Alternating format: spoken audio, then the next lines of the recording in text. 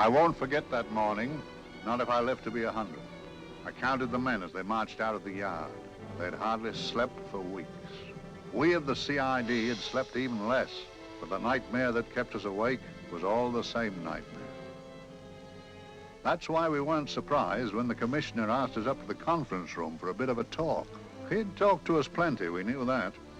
It didn't help any to know what was ahead of us.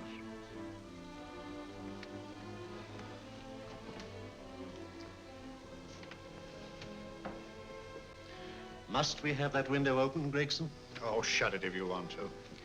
Chief will be in enough of a temper without having a ruddy blast down the back of his neck.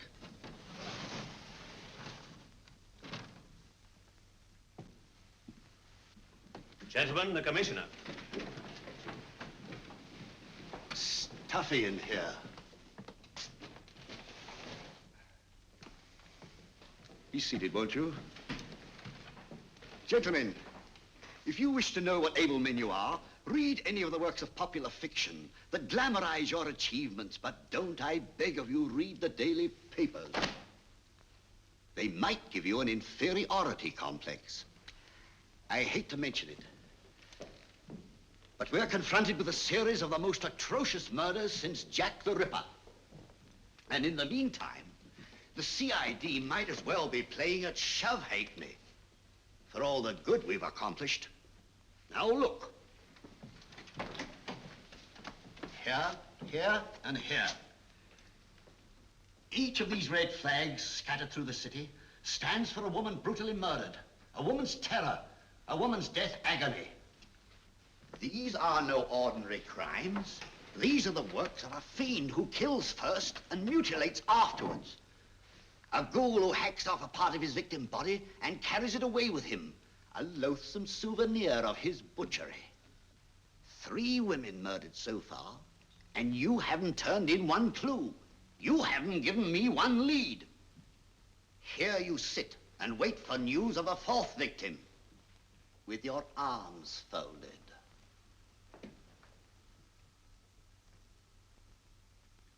Well, we hadn't long to wait.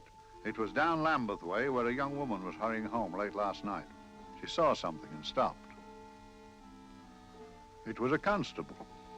He spoke to her and he walked along with her, just in case. He saw her go down the stairway to the basement lodging where she lived. We can only surmise what happened after that.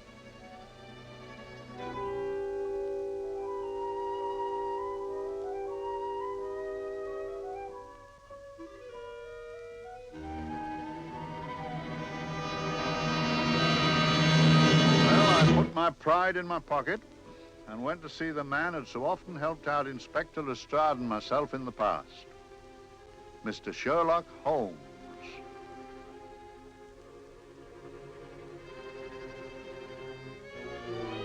If ever a man needed help, I did.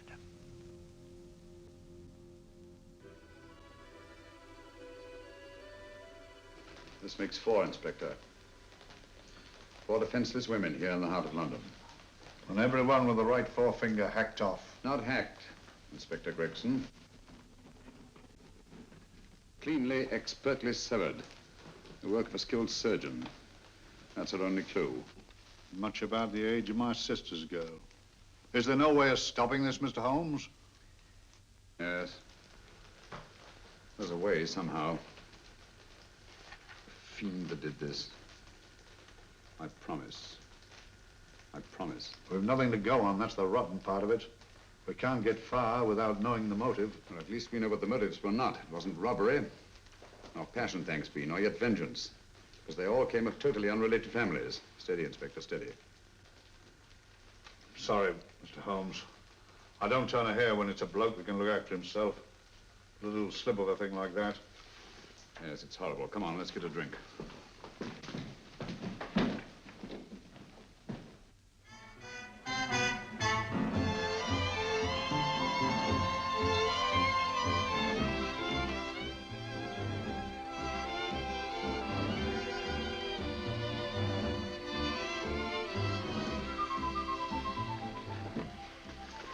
Good evening, Mr. Holmes. Good evening, Vincent. Whiskey and soda, please, and a double for my friend here, Inspector Gregson.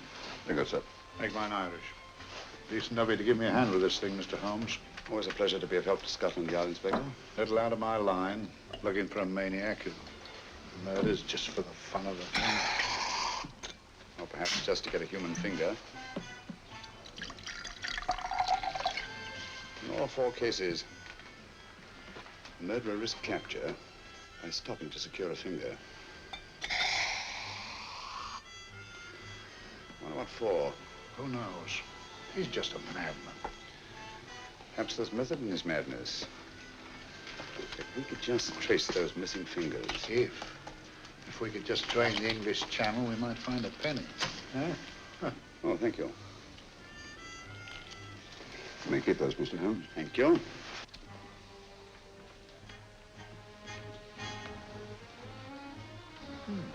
Sir George Fenwick, isn't it? Yes. Is that his daughter with him? Don't be so naive, Inspector.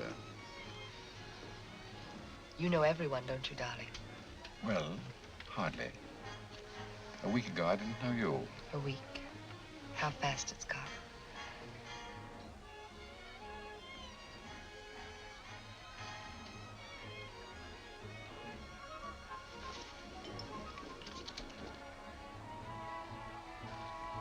I collect these things. How very quaint of you. Shall we go? Yes.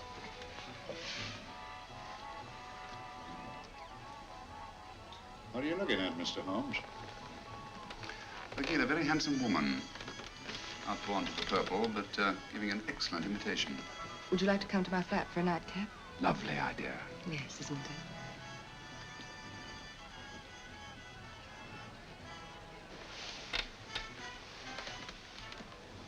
Wonder where she's taking Sir George Fenwick. Don't be so naive, Mr. Holmes.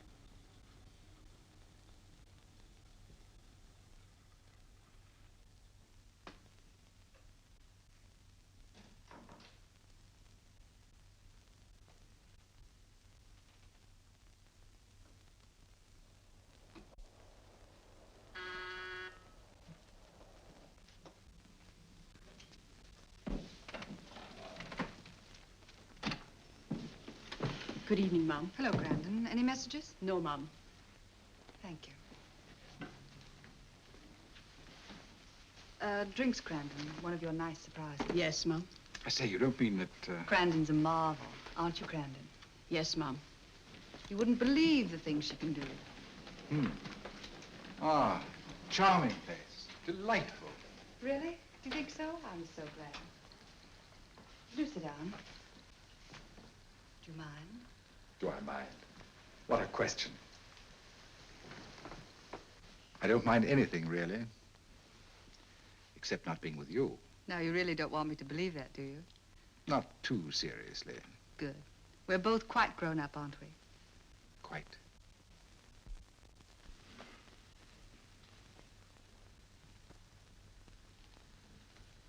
You're a treasure, Grandon.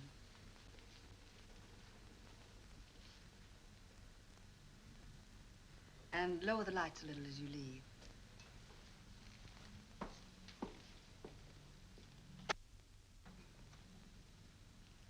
I prefer a more flattering light.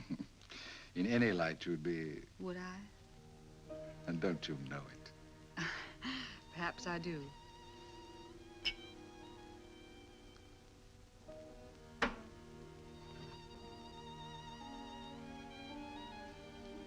Oh, that priceless woman.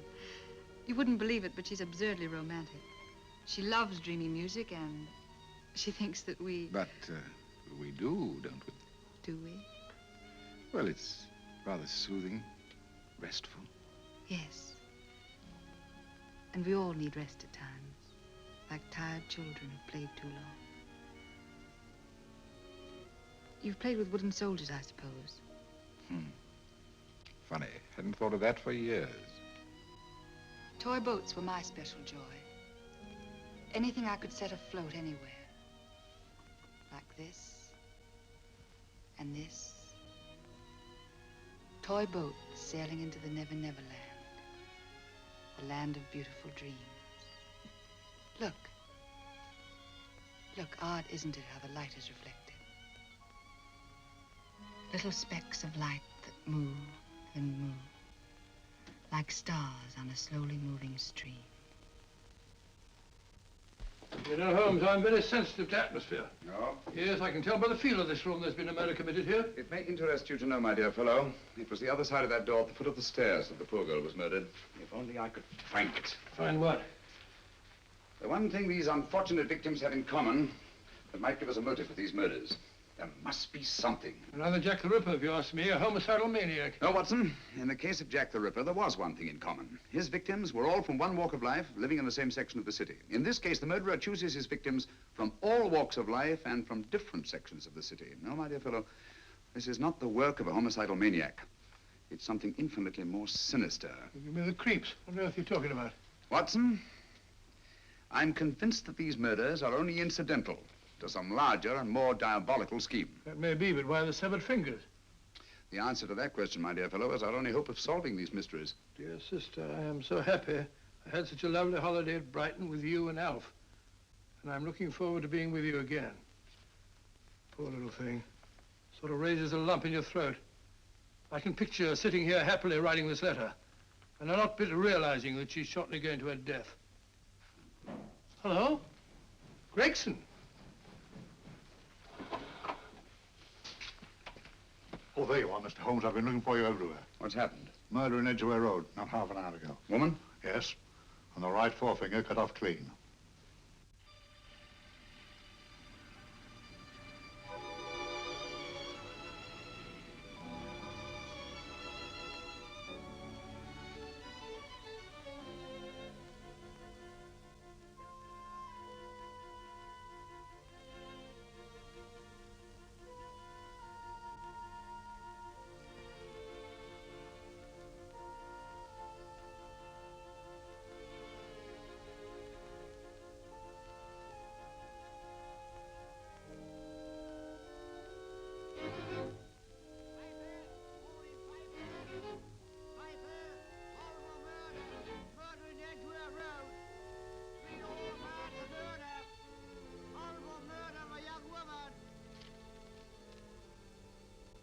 Piper!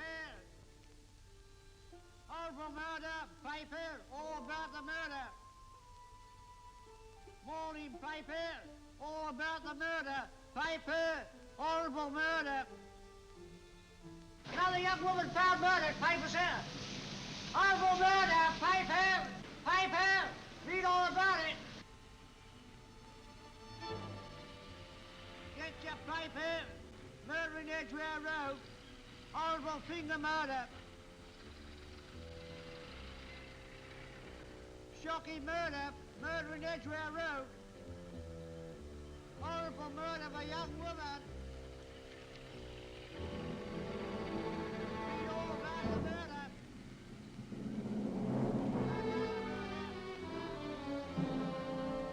Only fancy, Mum.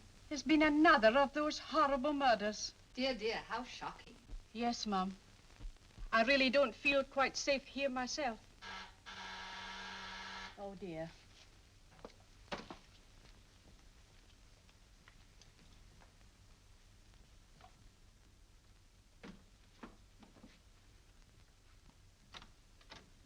Why, Sir George! I must see Miss Marlowe at once. I don't know if she... I must see her. Where is she? Lydia. Why, Sir George, what is it? What happened? I don't know. You'll have to help me. You've got to help me. But I don't understand. Listen, I woke up a few minutes ago in a cheap boarding house off Edgware Road. I don't know how I came there. I don't know when. The last thing I remember is being here with you. Calm yourself, Sir George. When did I leave here? Well, it was about It was 10:45, Mum. Precisely. You seemed, forgive me, just a little distressed.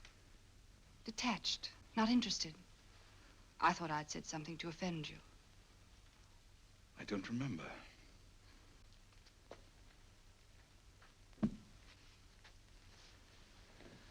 I can't remember. Tell me, has this happened to you before? Before? Well, there is such a thing as amnesia, you know. If it was 10:45 when I left you, it was 9 this morning when I woke. Over 10 hours lost. 10 hours that I can't account for. And in my pocket when I woke, I found... Yeah, in my pocket. That isn't... Oh, it's not for you, of course. It can't be. Excuse me, Mum, but there's a man asking to see the gentleman. Send him away. Yes, Mum. No, please. I'll see him.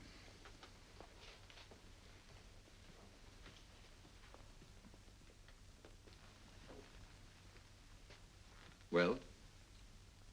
Delightful room. Not much like the place you woke up in this morning. You followed me here? Yes. Are you a detective? Oh, no. Quite the contrary. Don't be afraid, Sir George. You know my name? Oh, yes. A very old and highly honored name. And being the bearer of such a name, and also a very wealthy man, I thought you might care to possess yourself of this trifle. Rather than let it fall into the hands of the police. It is yours, if I'm not mistaken. The initials, GF. Where did you get this? It came out of your pocket. I saw it fall, but you never noticed. You were very busy, bending over something with a knife. Then you put something in your pocket.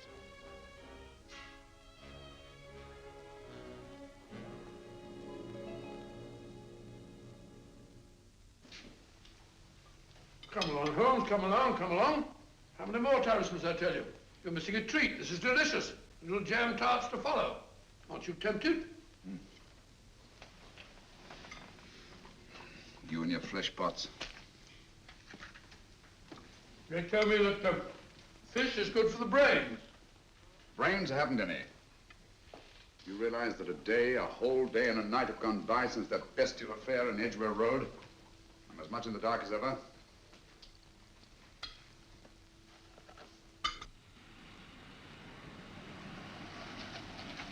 Hello, here comes a client, unless I'm very much mistaken.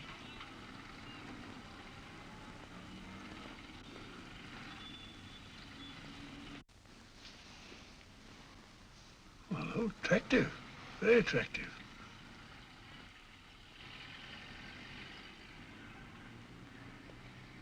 Obviously, she left home under the stress of some very great emotion. How do you know that? She isn't wearing any gloves. A startling omission in a young lady of fashion. Oh, she didn't put her coat on. Open car, too.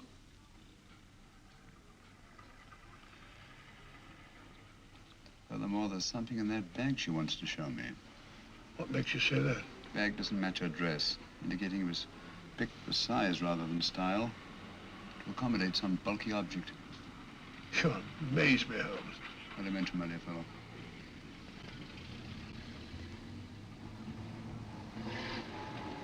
Well, that's interesting. What is? A cab, turning at the empty house. Wonder why he followed her here. Oh, wouldn't you? Quite possibly, with the glasses.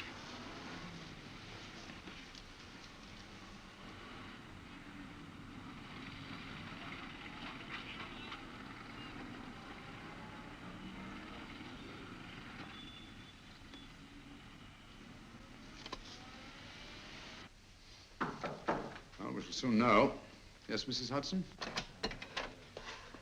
It's a young lady, sir. Most urgent. Ask her to come in. Go right in, miss. Mr. Holmes? Yes, this is my friend, Dr. Watson. How do you do? How do you do? Mr. Holmes, you must excuse me, please. Yes, well, won't you sit down? Come along. May I? It's quite all right. Thank you.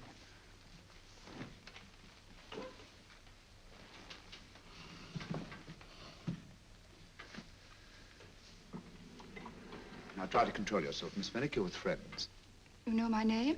No magic, I assure you. I've often seen your picture. You're the daughter of Sir George Fenwick, aren't you? Yes. It's about my father that What about your father, Miss Fenwick? Oh, I don't know what to do. He's always been the nicest, dearest person.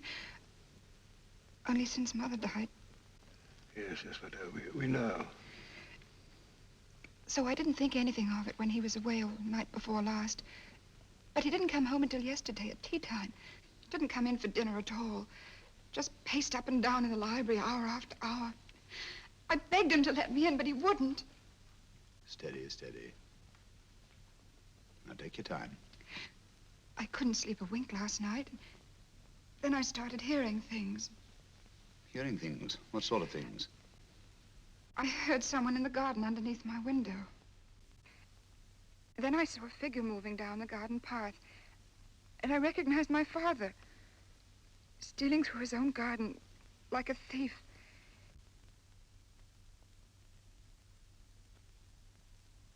He had a spade in his hand. And he stopped by the greenhouse where he started to dig. This morning, at daybreak, I stole out into the garden and found this.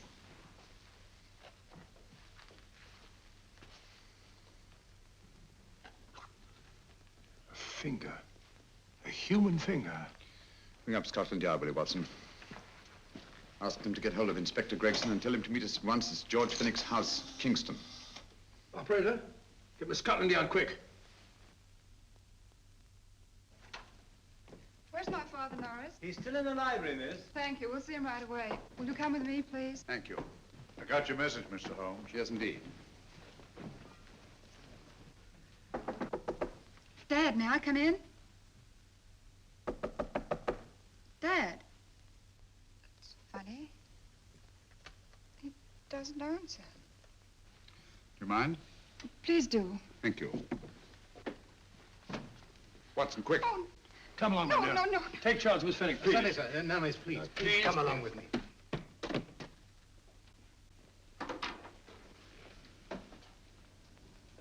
Dead? Yes.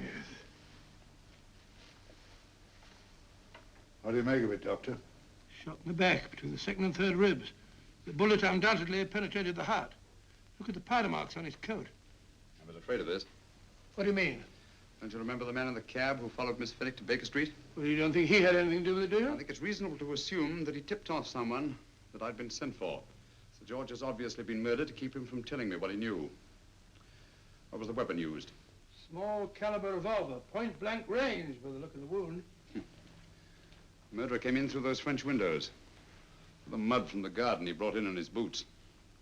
Sir George must have surprised the intruder. Passed the room to him here. What follows we can't tell.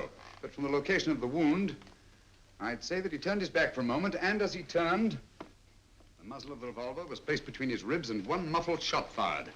And you mean to say he kept on going, even after he was shot? There's no doubt about it. Look there. The trail of blood leads us back to the desk. There's something Sir George was after. Something. I know. He was trying to summon help, poor chap. I don't think so, Watson. There's the bell pull by the fireplace. No, you'll notice from the trail of blood that Sir George made straight for this desk here. I wonder, there was something he was desperately anxious to get. Hello. His right hand's clenched. That's perfectly natural. Death agony. But the left hand lies open. Why only one hand clenched in the death agony? The right hand, the hand nearest the desk. Please note that. If Sir George took something off this desk, something so important that he spilled his last drop of blood to get it, I want to know what it is.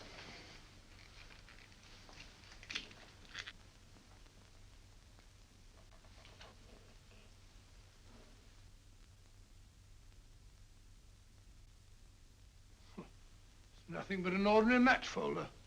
Where does that lead us? I imagine to something very important, Gregson. This match folder's from Pembroke House. Why shouldn't it be? He was there, you know. We saw him yesterday. Yes, but the effort he made after he was shot to get hold of this match folder. It's just possible he wanted someone to remember Pembroke House. He may have wished to recall it to someone who saw him there. Someone who, like ourselves, saw him with a woman.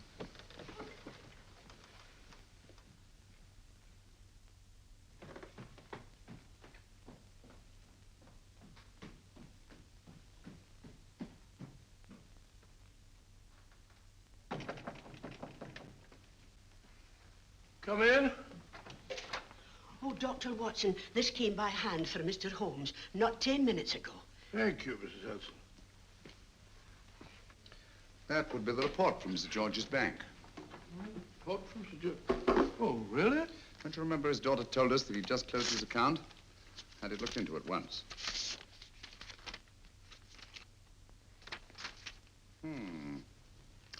He drew out his entire balance in cash, nearly £10,000, yesterday, just after that young woman was murdered. What does that suggest to you, Watson? But he paid it out to someone. Precisely. I smell the faint, sweet odor of blackmail.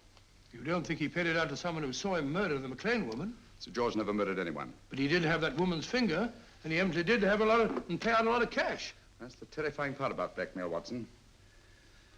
The victim is afraid to fight the accusation, no matter how false. Once the accusation is made, his name is smeared, and sometimes his life is ruined. Well, Sir George didn't commit these murders. What fiend did? I rather think they're not the work of any one man.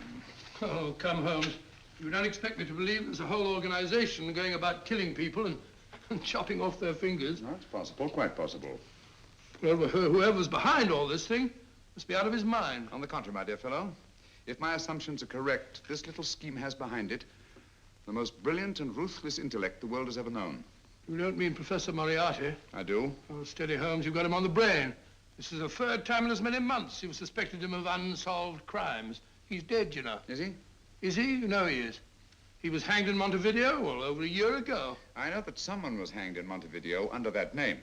But I'll stake my reputation that Moriarty is alive and here, now in London. Hello?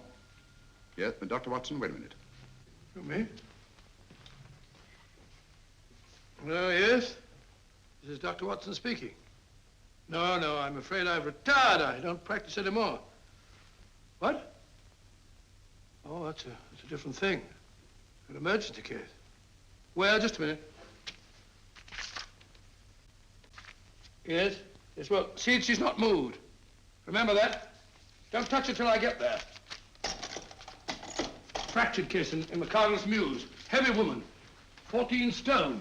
Look at dust.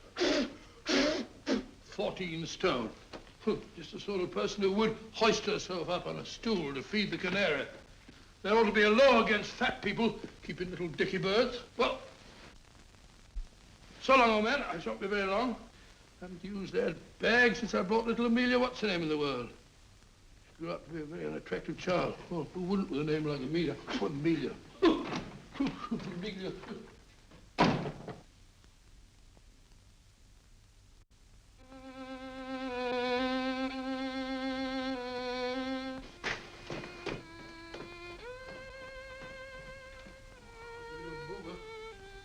People so stupid about accidents.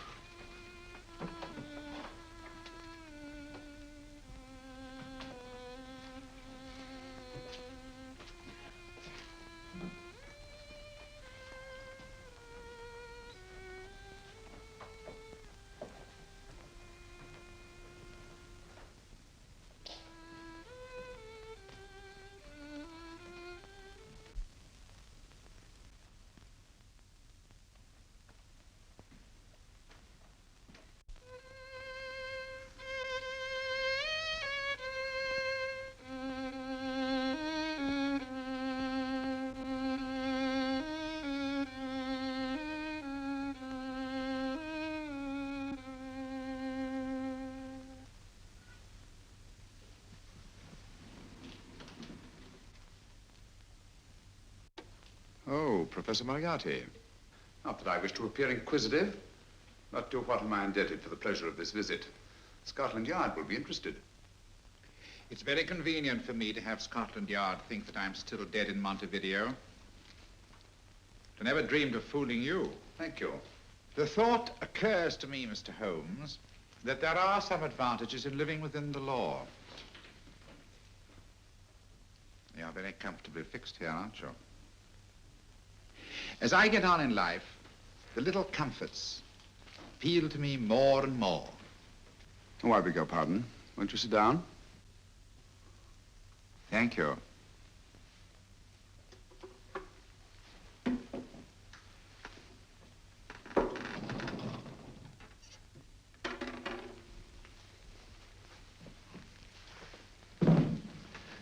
And now, Professor Moriarty, what can I do for you? Everything that I have to say to you has already crossed your mind. And my answer has no doubt crossed yours. Yes, final? What do you think? I shall not rest until you are hanged for the finger murders. You've no proof, you know. No, not a shred. But I have you. I could turn you over to the police here and now. You could. But if you did, you'd never see Dr. Watson again. Oh, the telephone call. Quite. I rather assumed you had taken some such precaution. Or I should have snatched up a revolver and indulged in a fit of heroics when you came in. Very smart, aren't you? Not smart enough, or I should have anticipated you. But if any harm comes to Dr. Watson, I shall seek you out. I shall not rest until I find you, and when I do... No harm will come to Dr. Watson this time. But I can't answer for the future. Mr. Holmes, I should strongly advise you to drop this case. Don't be silly. Think it over.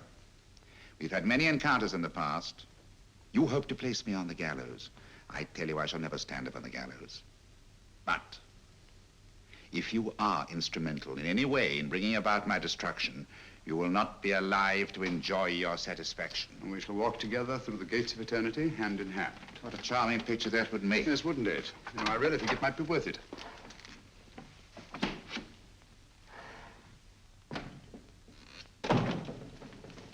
Shoelaces, Governor? Tuppence a pair. And strong enough to hang yourself. How many more times must I tell you I don't want your filthy shoelaces or your company? Shoelaces, Governor? Blasted impertinence. Run along, my good man, or I'll give you in charge. Shoelaces, Governor? Shoelaces, Governor? Help a poor bloke. What's only got one arm? Any luck with Mr. Holmes? You can read his obituary in tomorrow's papers.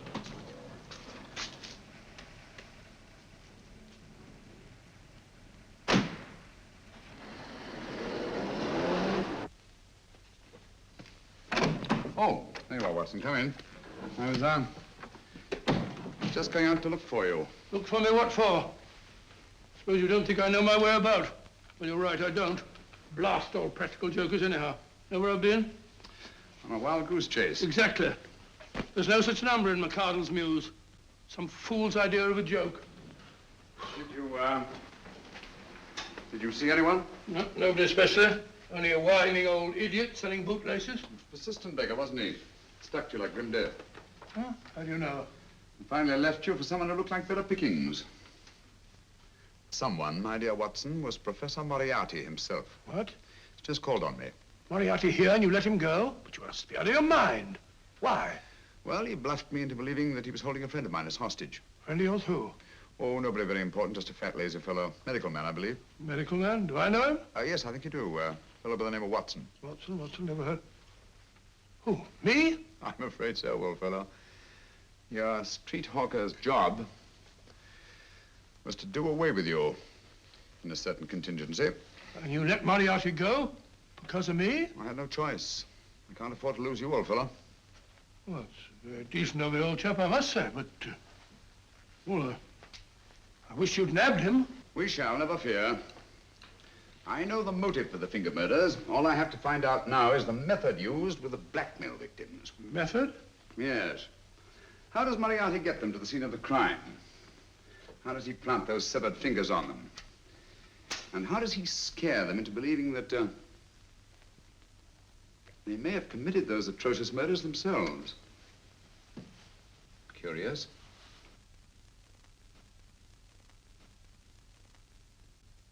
Very curious. Huh? Curious? What's curious? That window in the empty house across the street. First floor front. Huh?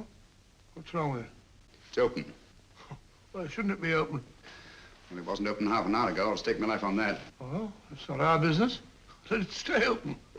I wonder if you'd go over, old fellow, and see what's the matter. Oh, trespassing. Against the law. Very well, I'll go myself. Oh, well, if you're going to put it like that, ridiculous waste of time. Going about shutting windows at this hour of the night. Yeah, you better take this torch. Well, take what? Dignified job for a doctor. Dr. Watson, the torchbearer. And what do you propose to do? Sit in a comfortable chair, I suppose, and read a good book? That's a very good idea. Yes, a very good idea. While I play night watchman, you have a nice read. Mm-hmm.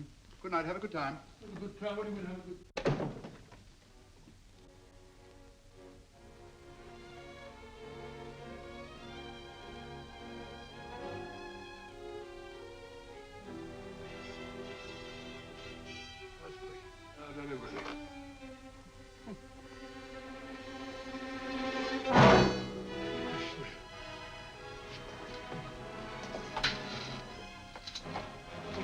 For? Oh, umbrella stand. Pretty little thing to keep about the house. Must have been a pet.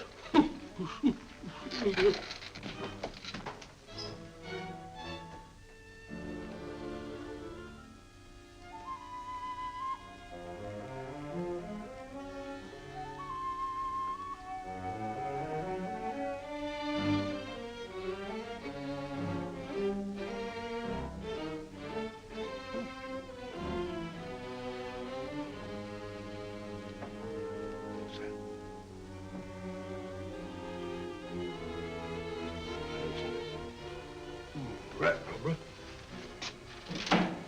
This was the door.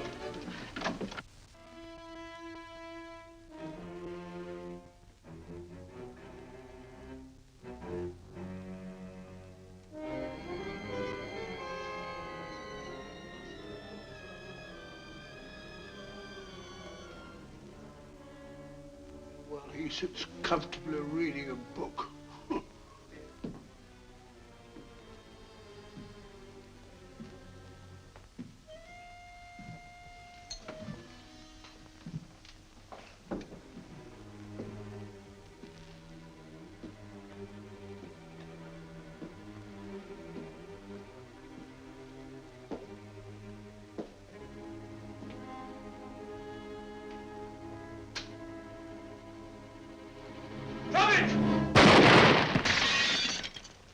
He killed Holmes! He killed Sherlock! Watson. You? But I saw him shoot you a second ago. Not me, my dear fellow. Merely the bust of Julius Caesar. Incidentally, you may have noticed that all through the ages, prominent men have prominent noses. Oh, I'm afraid we're in for terrible trouble again with Mrs. Hudson. Windows smashed, plaster all over the floor. Get up, you.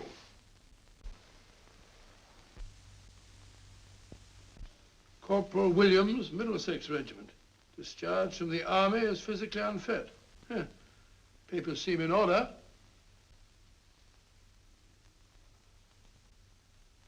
Now, Corporal Williams, you've seen service in the Far East, haven't you? The East? I thought so. Look at his complexion, Watson. Yellow as saffron. He's been taking atabrine. Cure for malaria. Sniper, aren't you? Sniper. Why did you try to kill me? I had to kill him. I had to. Oh, snap out of it. Stop it, Watson. He's shamming. No, he isn't. Who told you to kill me? She told me. She told you? She told me I couldn't miss. Well, luckily you did miss, you murderer. He isn't a murderer, Watson.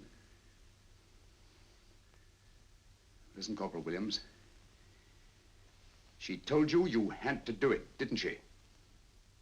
I had to do it. I've got it, Watson, I've got it. Got what? The method used in the finger murders. Well, what is it? Hypnotism, my dear fellow, hypnotism.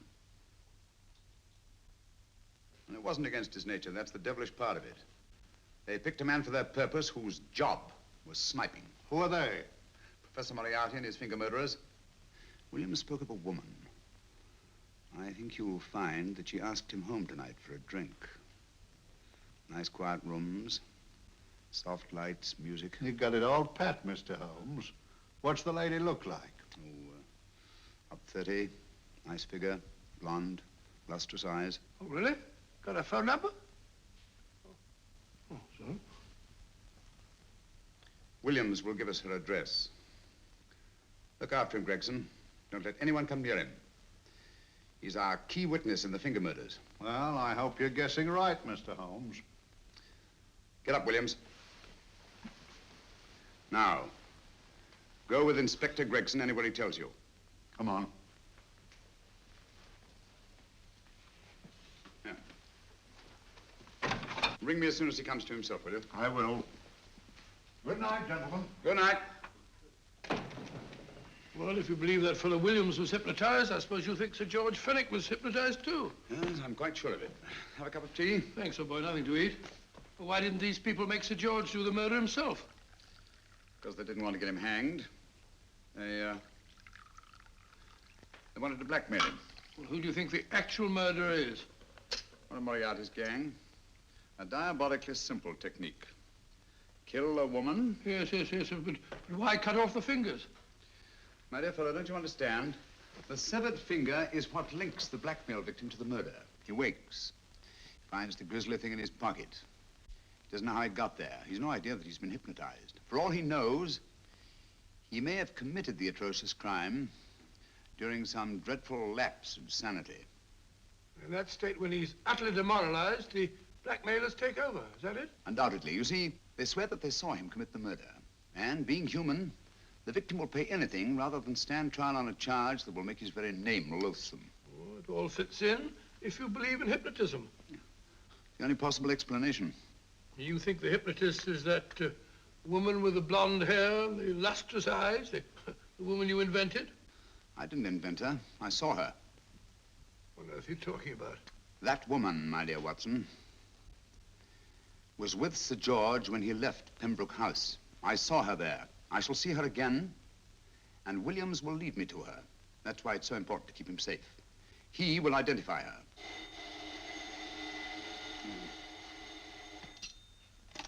Hello? Yes? Inspector Gregson? What? Well, get every constable in the district. Yes, I'll be over at once. What's happened, Holmes? Williams is missing. Great Scott! Come on.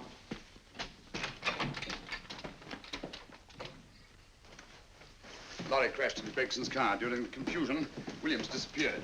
Escaped, eh? No, kidnapped. To keep him from talking when he came to. You don't think that Moriarty... Moriarty? Anything is possible.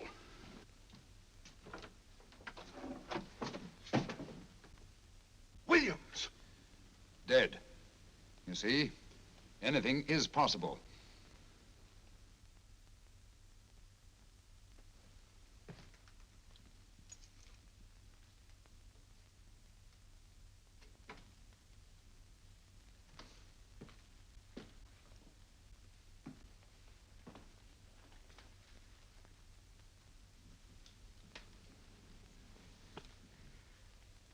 Oh, good morning, Professor Moriarty. You startled me. I'm dressing another dolly, a dear little nurse. Is there anything wrong with your finger? Just a splinter. Nasty thing, splinters. Most trying. One can't be too careful, but I'll get it out for you. I have the very instrument to help you. Sharp enough to split a hair. Put those tools away until they're needed. But they're not tools, sir. They're instruments. Put them away. Is Lydia in? Yes. But really, you should let me. Get dressed. Holmes and Watson just left Baker Street for the Mesmer Club. Mesmer Club? The meeting place of all the top hypnotists in London. Do you suppose that Mr. Holmes is onto our method? If he suspects, it's merely a suspicion. It's our business to see that it ends there. I hope you're right. Williams passed away before he could talk, remember? What do you want me to do? Go to the Mesmer Club, meet Holmes, and induce him to come back here. Isn't that a bit dangerous? Every meeting with Sherlock Holmes is potentially dangerous. However, you say he didn't see your face at Pembroke House. And how would you suggest I get Mr. Holmes to accompany me here? Kidnap him? Oh, no. Holmes has one weakness, his insatiable curiosity. If you can arouse that, you can lead him anywhere. It's up to you to take advantage of any opportunity that may arise. This way, please, gentlemen. I'll tell Dr. Onslow that you're here. Thank you. So this is the Mesmer Club. If you ask me, hypnotism is a lot of mumbo-jumbo. Oh, come now, Watson. As a medical man, you must admit that hypnotism has its place in modern science. That may be, but 90% of hypnotists are crooks of the worst kind. Nothing more than a lot of charlatans exploiting weak-willed morons. Ah, Dr. Onslow, I believe. Happy to meet you, Mr. Holmes. Your brother Mycroft suggested I might be of help to you. He's a valued member of our little group of charlatans and crooks. Oh, beg your pardon, sir. I didn't know you were listening. Behind the curtain. My friend, Dr. Watson. Oh, delighted. How do you do? I wonder now. You see, we're in the midst of a little experimental session at this very moment. If you'd care to join us. Oh, certainly, certainly. That'd be very instructive. Oh, well, will you follow me? Thank you. What guy knows then way behind the blasted curtain? In treating his patients. But today, the therapeutic value of hypnotism, as we now call it, is conceded by innumerable physicians. Especially is it of value in surgical cases where the administration of local or of general anesthetic is inadvisable. Inadvisable poppycock. Oh, sorry. For the sake of latecomers, I may say that I have placed this subject under profound hypnosis. In this condition, he can feel no pain, even under applications which normally would be excruciating. Excruciating? You excuse me, please. Carter, you are having a peaceful sleep. You feel nothing. Your arms and your hands are without sensation. Mowbray, the long needle.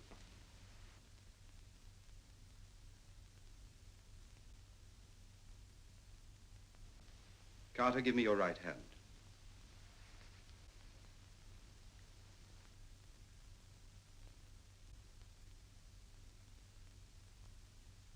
As you observe, the needle has been thrust completely through the subject's hand. No feeling, no pain. This lack of feeling is the one infallible test of profound hypnosis. Nonsense. Fellow's full of drugs.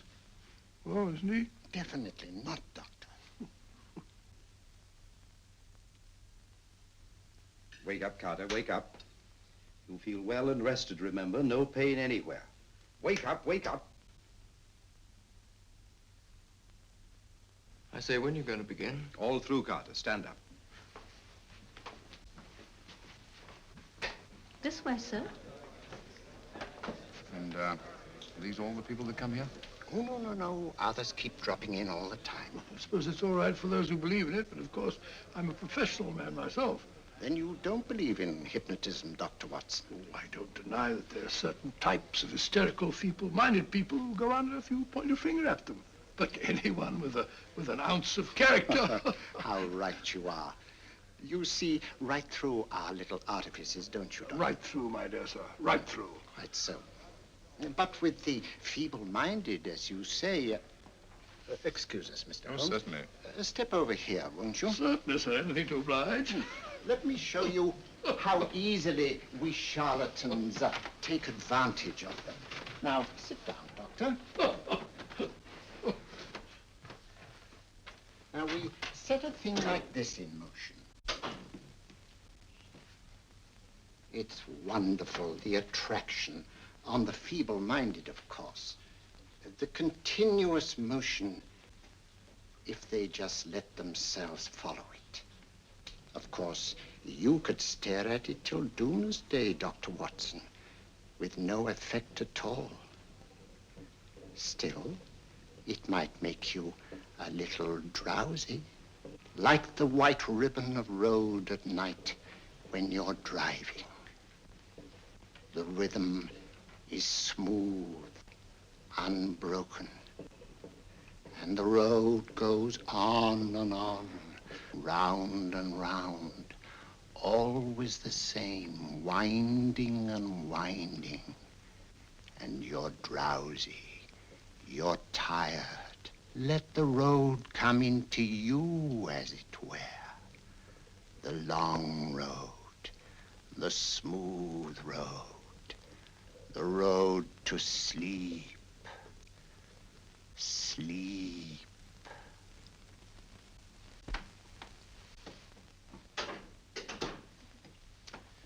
Open your eyes. Stand up. Turn around. And now, Dr. Watson, you're on a holiday in Scotland. The country is amazingly beautiful. We're coming to a stream. It isn't deep. Better take your shoes and socks off.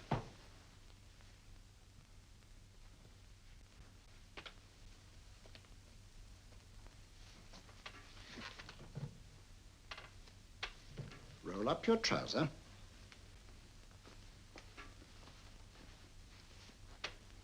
That will do. The other leg is waterproof. Turn around. Mind the pedals.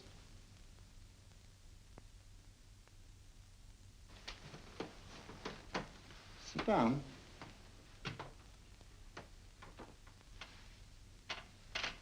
Wake up now.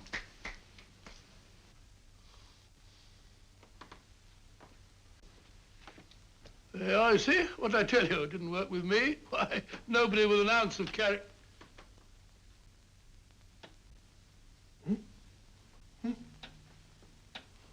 I think you'll need these.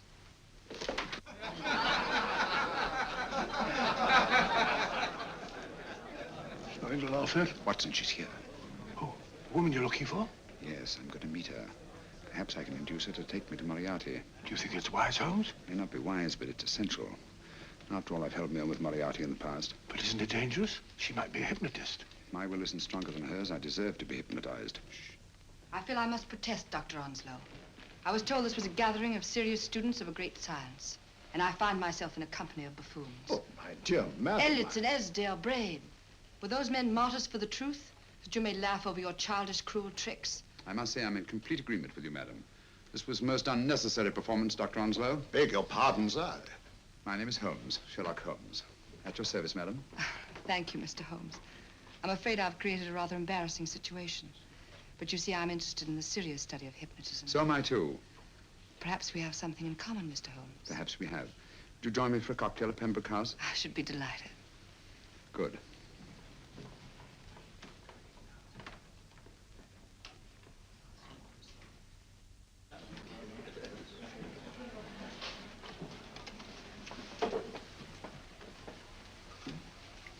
Thank you. I didn't know there was such a pleasant place in London. It was so nice of you to suggest our coming here. I thought a little pick-me-up would do us good. You mean you thought I looked... I like the way you look. Thank you.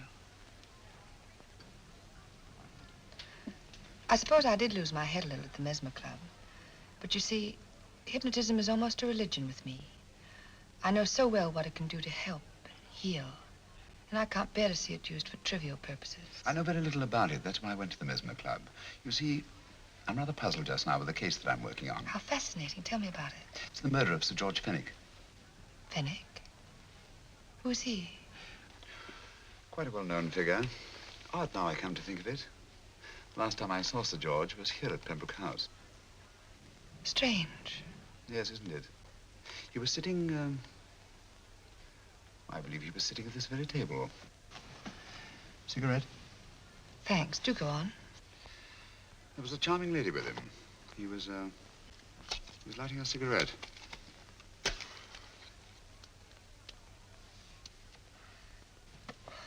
Charming. Did you see her face? No, worse like. Merely her back. How unenterprising of you. Yes, wasn't it? Afraid I'm getting a little older. I shouldn't say so. That's nice of you. Still, the first time in my life, I've got hold of a case that's beyond me. I'm actually losing sleep over it. You know, Mr. Holmes, I believe I could help you. Really? I should be very grateful. You're amused. Oh, merely skeptical. How would you go about it? I've used hypnotism more than once in healing. Not for profit. I'm not a professional. But I do think I could help you. If you'd care to... I can't think of a pleasanter experience.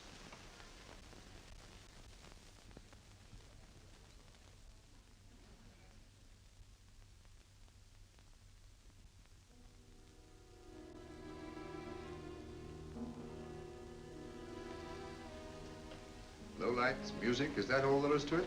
You must relax, Mr. Holmes. I'm afraid you're a rather difficult subject. So I thought perhaps a little help. Materia medica might be advisable. Drugs?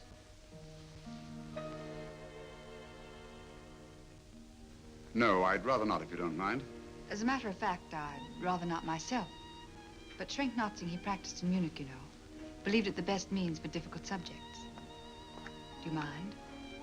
Well, as a matter of fact, I don't approve of sedatives. Just as you wish. We don't have to go on with this at all, you know. Wait a minute. Wait a minute. All right. I'll take a chance. It's really quite harmless. What is it? Cannabis japonica, an oriental soporific. You need water.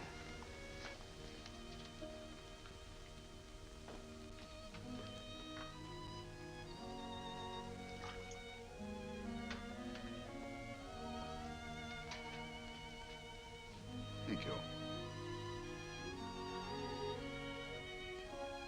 Now sit down, Mr.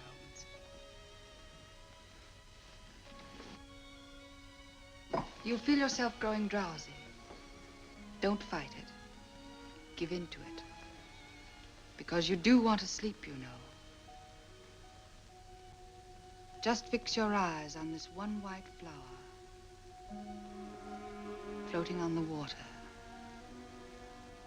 Empty your mind of every other thought. Follow the motion of the water. So smooth, not a ripple. Waters of forgetfulness. Steady, deep, strong. Strange, isn't it? How the light is reflected. Little specks of light that move and move.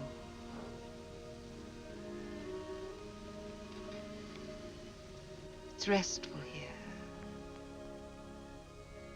It's peaceful. It's friendly. And you're very close to finding what you're looking for. You'll find them soon now. The guilty ones. When you're rested, gentle waters closing over you. Steady, deep, strong. Drawing you down, down, down.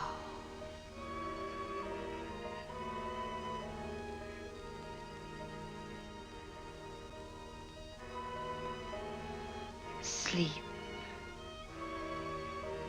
Sleep. Sleep.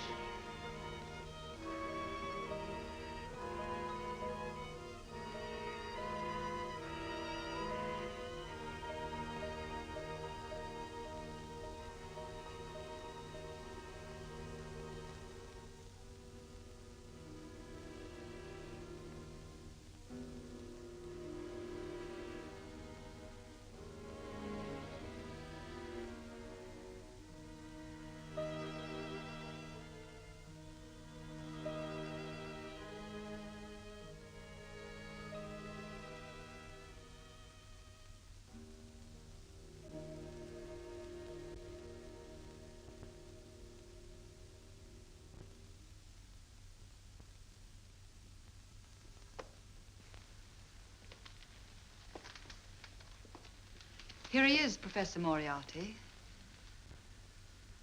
Stand up, Mr. Holmes.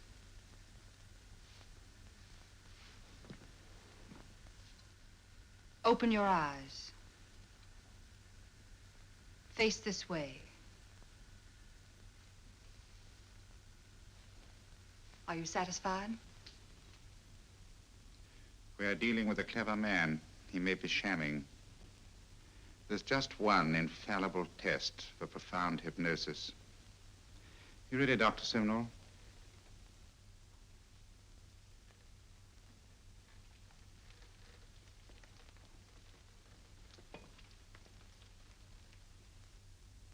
That will do, Doctor. He couldn't fake insensibility to the knife. I congratulate you, Lydia. Turn round, Mr. Holmes. Now walk to the desk.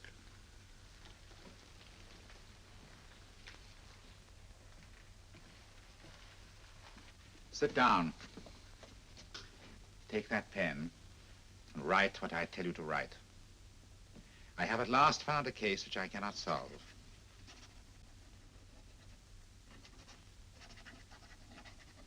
I have outlived my usefulness. Therefore, I have decided to end my life.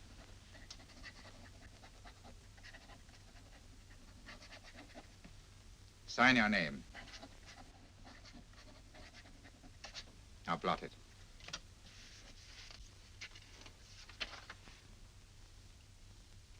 Fold it up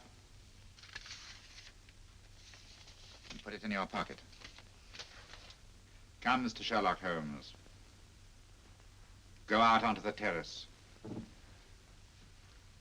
But it won't look like suicide, sir. I'm sorry, but Mr. Holmes' injuries must all be self-inflicted. Let's walk a little, Mr. Holmes. It's so pleasant here in the garden. Just step up here onto the terrace. It's a nice, broad terrace. Now turn to the left and walk slowly to the end of the terrace.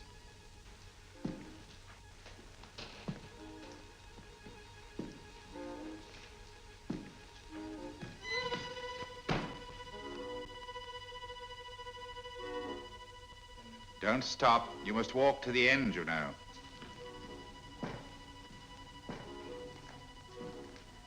The end leads to an open doorway. You can pass through it in perfect safety.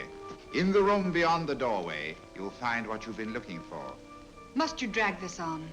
This is the moment I've been anticipating for a long time, my dear. Go on, Mr. Holmes.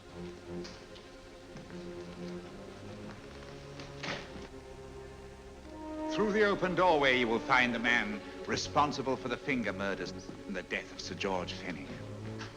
Professor Moriarty. Holmes! Stand still. What a beautiful view, Watson. I'm quite enjoying it. No, you're not. You're hypnotized. You're under a spell. Stand still. Don't move. Steady, Holmes. Steady does it. Stand perfectly still where you are. Nonsense, Watson. You don't know what you're doing. Of course I know what I'm doing. You mean you're not hypnotized? Certainly not. Then get off the wall, you idiot.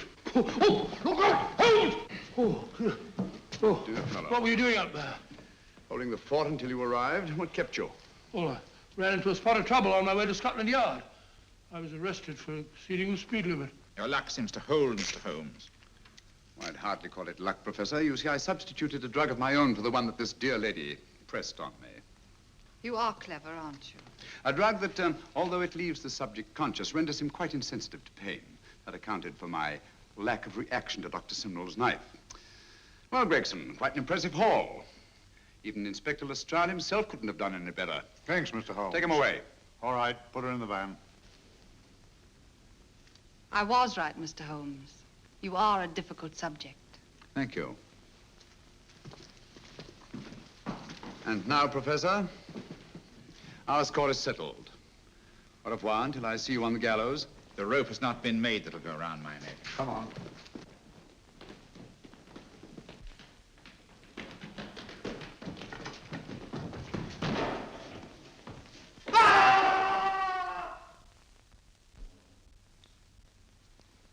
take care of things, Mr. Holmes. Thank you, Inspector. Come on. An evil man, Holmes, but what a horrible death. Better than he deserved. What are you thinking of? I'm thinking of all the women who can come and go in safety in the streets of London tonight. The stars keep watching the heavens. And in our own little way, we too, old friend, are privileged to watch over our city.